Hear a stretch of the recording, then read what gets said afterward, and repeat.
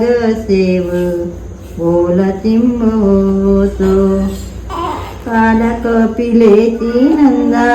कोळकर पार हुंगुनिया करी कशी ग बेदार कपिलेच्या दुधावर मऊदात साय माऊलीच्या भेटीसाठी जीव व्याकुळला माऊलीच्या भेटीसाठी